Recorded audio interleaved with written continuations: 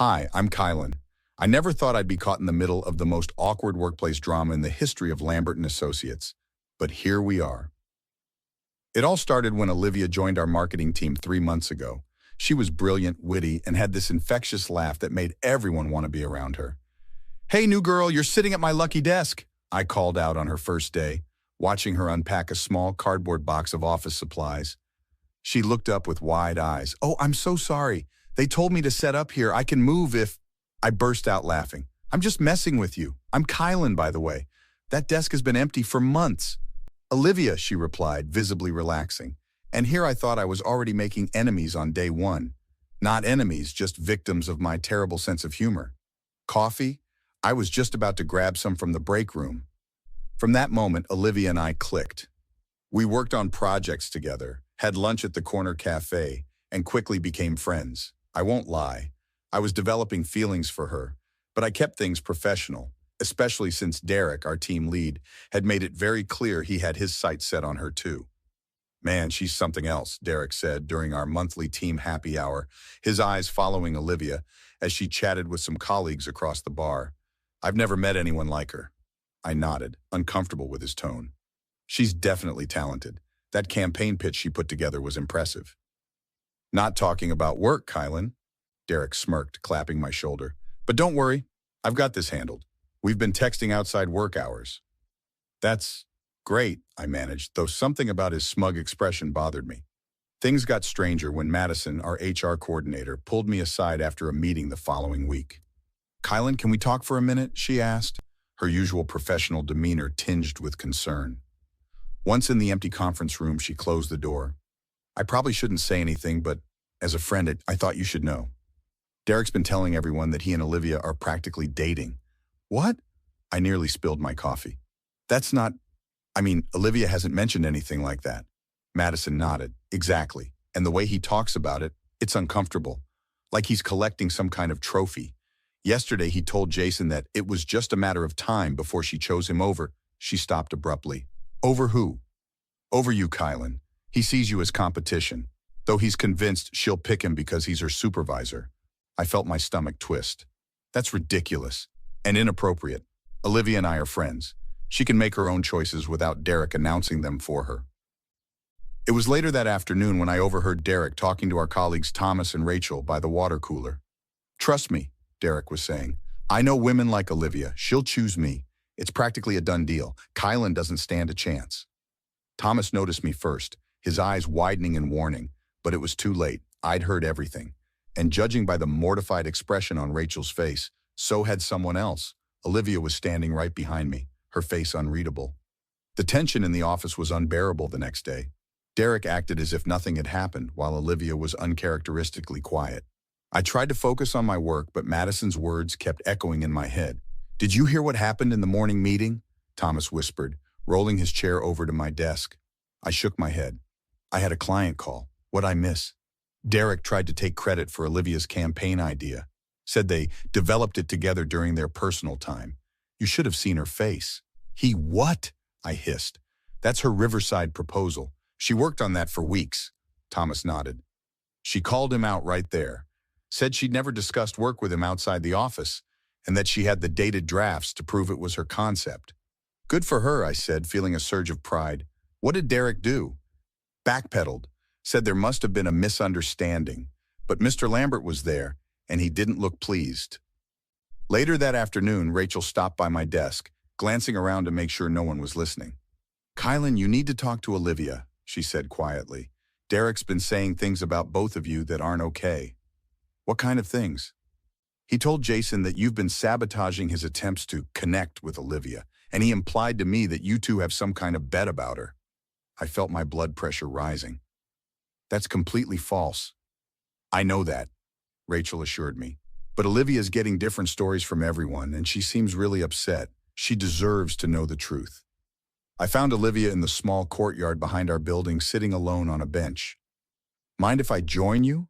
I asked carefully. She looked up, her expression guarded. "Free country." I sat down, leaving space between us. "Olivia, I think we need to talk about Derek." "I don't want to talk about Derek," she said firmly, "or office politics, or rumors, or any of it.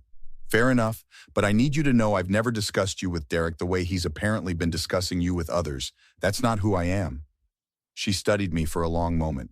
Madison told me he's been claiming I'm going to choose him, as if I'm some prize to be won. Yeah, I heard that too. And what do you think about that? She challenged. I think it's disrespectful and completely inappropriate, I answered honestly. You're brilliant at your job and a great friend, not a trophy or a game piece. She seemed to relax slightly. Thank you for saying that. It's just the truth, I shrugged. Look, I don't know what Derek's game is, but it's creating a toxic environment. Have you considered talking to Mr. Lambert? I'm one step ahead of you, she replied, checking her watch. I have a meeting with him in 15 minutes. The next day, the entire marketing team was called into the conference room. Mr. Lambert sat at the head of the table, his expression serious. Derek was noticeably absent. I'll get straight to the point, Mr. Lambert began once everyone was seated. It's been brought to my attention that there have been some unprofessional behaviors affecting this team. The room was silent as he continued.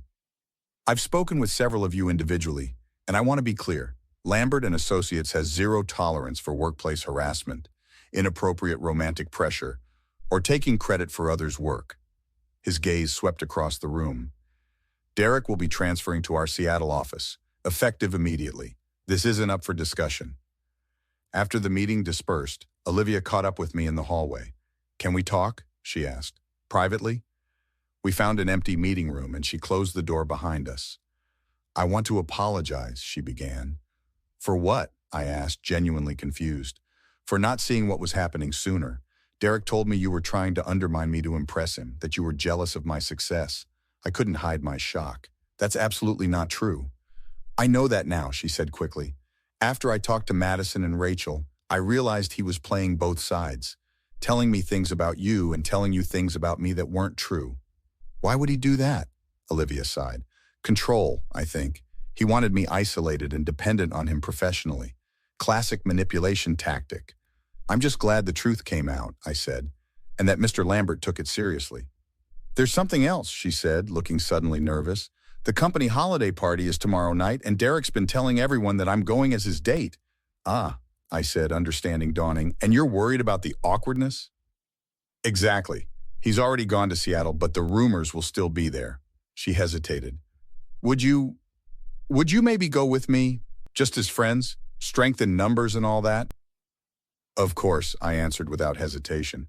What are friends for if not saving each other from awkward holiday parties? She smiled, the first genuine smile I'd seen from her in days. Thanks, Kylan, you're a good friend. The night of the party arrived, and I picked Olivia up as planned. The venue was decorated with tasteful holiday ornaments, and most of the company was already there when we walked in. Did you hear? Thomas sidled up to us, lowering his voice. Derek's back. Apparently, he refused the transfer and is trying to appeal Mr. Lambert's decision. What? Olivia paled. He's here? Thomas nodded toward the bar. Sure enough, Derek was there watching us with a calculated smile. He approached us, his confidence clearly forced. Olivia, you look stunning tonight, he said, ignoring me completely. Can I talk to you for a moment? Privately? Anything you have to say, you can say in front of Kylan, she replied firmly. Derek's smile tightened. I think there's been a misunderstanding. I told everyone you'd be my date tonight. It looks bad that you showed up with him instead. There's no misunderstanding, Olivia said coolly. I never agreed to be your date. Come on, Derek pressed, lowering his voice. We both know you're going to choose me in the end. I'm your supervisor. I can help your career. What can he offer you? The room seemed to go quiet around us, though I knew it was just my focus narrowing to this moment. Several colleagues were watching the exchange, including Mr. Lambert. You're not my supervisor anymore, Derek, Olivia said clearly. And I'm not a prize to be won or a career move to be made. I make my own choices. Derek scoffed, glancing around at our audience. Let's be real. You're new here. You need allies. I'm offering you protection, mentorship. He's just a colleague with a crush. I could have stepped in, but this was Olivia's moment. I stood quietly beside her, offering silent support. Olivia looked at Derek for a long moment, then turned to me with a warm smile that transformed her face. The smile wasn't romantic. It was something better. It was trust, friendship, and mutual respect. Kylan has been honest with me from day one, she said, her voice carrying in the now silent room. He's supported my work without taking credit. He's been a friend without expecting anything in return. That's what I choose. Derek's face flushed red. You're making a mistake. No, you made the mistake, Mr. Lambert's voice cut through the tension as he stepped forward. Derek, I told you that your transfer was non-negotiable. Security will escort you out. As two security guards approached, Derek's composure finally broke. This is ridiculous. I was just trying to help her career. By taking credit for her work, by spreading rumors, I finally spoke up. That's not help. That's harassment. Derek pointed at me accusingly. You turned her against me. No, Olivia said firmly. Your own actions did that. The room watched in stunned silence as Derek was escorted out, his protests fading down the hallway. When the doors closed behind him, Mr. Lambert cleared his throat. I apologize to everyone, especially you, Olivia, for that unpleasant scene. Please, enjoy the rest of the party. As the music resumed and conversation slowly picked back up, Rachel approached us, eyes wide. Olivia, that was amazing. The way you stood up to him, everyone's talking about it. I just told the truth. Olivia shrugged, though I could see she was still shaking slightly. Sometimes that's the hardest thing to do, Thomas chimed in, offering us both glasses of champagne. To Olivia's first company party. Memorable for all the right reasons. Later, as we stepped outside for some fresh air, Olivia turned to me. Thank you for being there, she said, for not jumping in to fight my battle, but still having my back. That's what real friends do, I replied. And for what it's worth, I think you handled that perfectly. Your reaction left the room speechless. She laughed. It did, didn't it? I never thought I'd be at the center of office drama, but I'm glad it's resolved. Me too. And now that Derek's gone, the marketing team will be looking for a new team lead. You should apply. You think? Absolutely. You've more than proven yourself, not just with your work, but with how you handle difficult situations. Olivia nodded thoughtfully. Maybe I will. She hesitated, then added, You know, when Derek said you had a crush on me, I felt my face warm. Yeah, about that. I wouldn't be opposed to exploring that. Maybe dinner next weekend?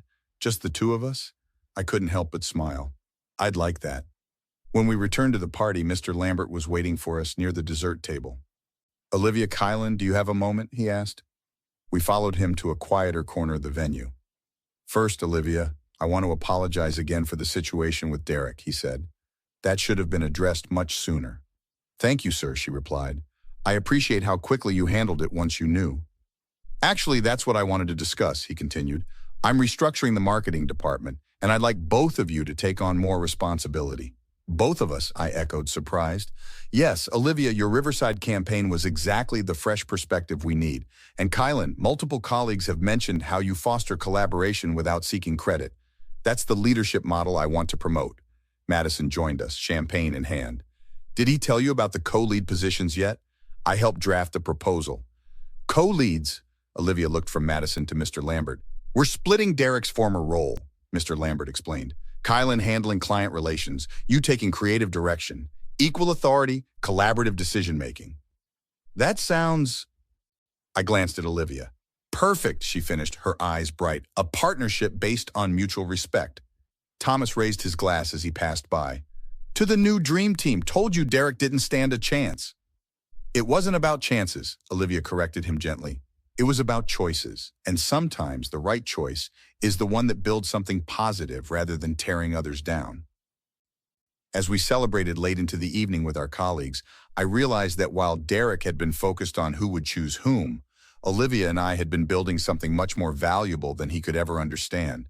Authentic connection, mutual support, and now, a partnership built on trust. Sometimes winning isn't about defeating someone else. Sometimes it's about creating something better together. And that smile of recognition, of choosing what's right over what's easy, that's what truly leaves a room speechless.